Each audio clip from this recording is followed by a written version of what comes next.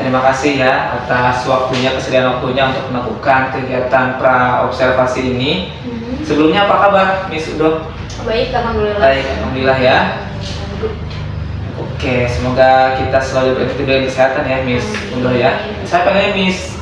Miss boleh? Miss boleh, Miss Udo ya.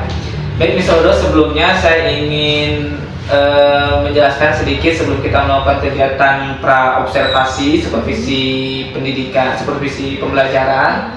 Jadi tujuan kegiatan kita pada pertemuan kali ini adalah saya ingin melakukan percakapan pra-observasi yang Miss Udo lakukan sebelum nanti saya akan mengamati jalannya proses pembelajaran yang Miss Udo lakukan di dalam kelas ya.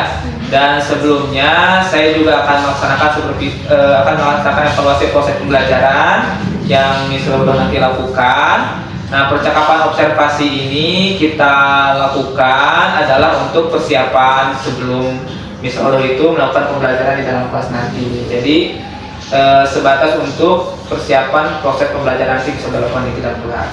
Baik ya. Nah, tadi selanjutnya adalah Miss Udo, sebelum Miss Udo nanti melakukan pembelajaran di dalam kelas. Nah, kira-kira tujuan pembelajaran apa nih yang akan Miss Udo capai dalam proses pembelajaran nanti? Kalau tujuan pembelajaran kan sekarang mengajar di kelas 11 sedang materi offering dan suggesting. Offering dan suggesting. Tawar menawar dan sebuah saran. Oh, tawar menawar dan sebuah saran. Iya. Bahasa Inggris ya? Iya, bahasa Inggris.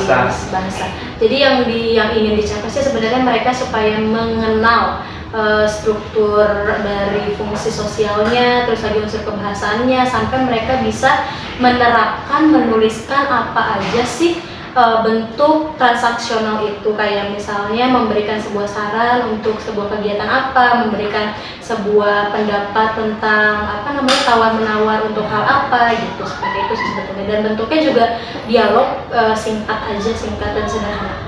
Baik, jadi tujuannya untuk itu dialog itu ya, percakapan seperti itu. Nah, kan kalau bahasa itu ada aspek-aspek yang bisa menjadi target kita ya dalam pencapaian proses pembelajaran ya. Nah, kira-kira aspek pembelajaran apa nih yang ingin Miss Udo capai dalam proses pembelajaran nanti? Ya, kalau di bahasa Inggris kan ada 4 aspek ya. Awal ada satu itu ada writing yang udah biasa dilakuin sama anak-anak, terus lagi ada reading, ada membaca juga, terus lagi ada speaking, sama ada listening. Nah, ini yang lagi difokusin di offering dan suggesting ini sama anak-anak lagi difokusin di speaking sama writingnya. Jadi menulis dan berbicaranya mereka gitu. Oh, jadi untuk aspek pembelajaran yang dicapai itu adalah fokusnya pada berbicara dan menulis dalam hal ini. Nah, baik, selanjutnya untuk rancangan kegiatan pembelajaran nanti itu seperti apa, Miss? Mulai dari apa strateginya, mungkin satu pembelajaran mau pakai seperti apa, prosesnya, itu seperti apa? Kalau misalnya biasanya di kelas saya itu pakainya diskusi, cuma kalau misalnya di suggesting dan offering ini pakainya pairs, jadi berpasang-pasangan mereka. Oh iya. Iya, berpasang-pasangan kan karena conversation ya, percakapan berdua gitu. Jadi gitu aja sih. Dan metode penilaian saya juga ke mereka, mengamati, observasi ke mereka juga, melihat dulu, mengamati dulu cara bicaranya, kan itu ya bahasa Inggris ya, kadang suka ada salah-salah, kayak misalnya ngomong accepted aja kadang accepted ya, baca macam-macam gitu. Jadi cara bicara yang difokuskan di saya gitu. Ya. Lumayan ya, jadi memang prosesnya seperti itu.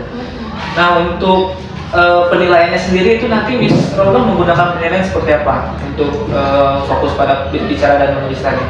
Nah, kalau misalnya penilaiannya sih biasanya dari speakingnya tadi. Kalau misalnya saya di kelas itu menerapkan ke anak-anak, pengen tahu seberapa hafal mereka sama tulisan yang mereka tulis, dan cara pengucapannya kan kalau misalnya bahasa Inggris penulisan dan pengucapannya berbeda ya. Ada mereka harus translate dulu gitu, mendengarkan dulu seperti apa cara bicaranya, pengungkapannya, dan nilainya dari sana. Kalau misalnya saya sudah memberikan instruksi, silahkan didengar lewat translation. Kalau misalnya pengucapannya masih juga salah, berarti penilaiannya kurang. Dan di sana juga saya memberikan keleluasan kepada mereka, walaupun speaking tapi mereka boleh sambil membaca buku. Tapi kalau misalnya lebih baik, alangkah baiknya mereka mengingat apa yang mereka tulis dan berbicara seperti layaknya percakapan pada biasanya. Oh, gitu. Baik, luar biasa sekali ya dalam proses penilaiannya.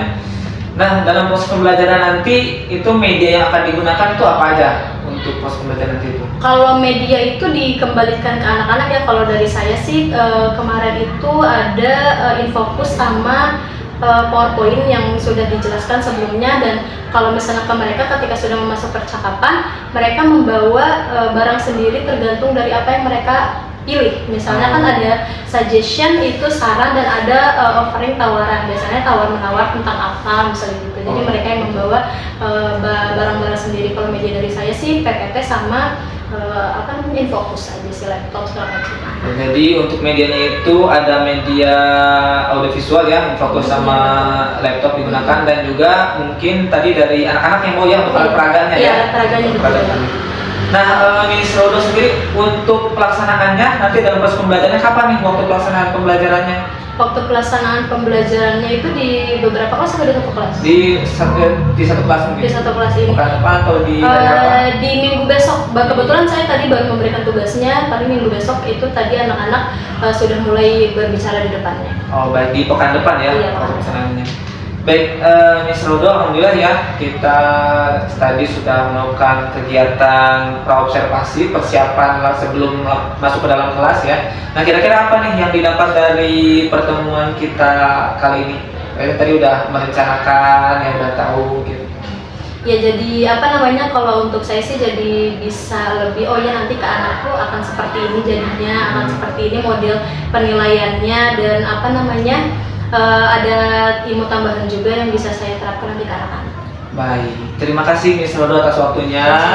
Nanti saya tunggu di pekan depan, mungkin saya nanti akan berkunjung ke kelas Miss Rodo untuk melihat proses pembelajarannya. Sekalian nanti mungkin ada hal baik yang harus dicatat atau ada evaluasi. Sekali lagi terima kasih waktunya, sampai berjumpa di pekan depan di kelas Miss Rodo. Sama-sama, terima kasih kembali. Assalamualaikum.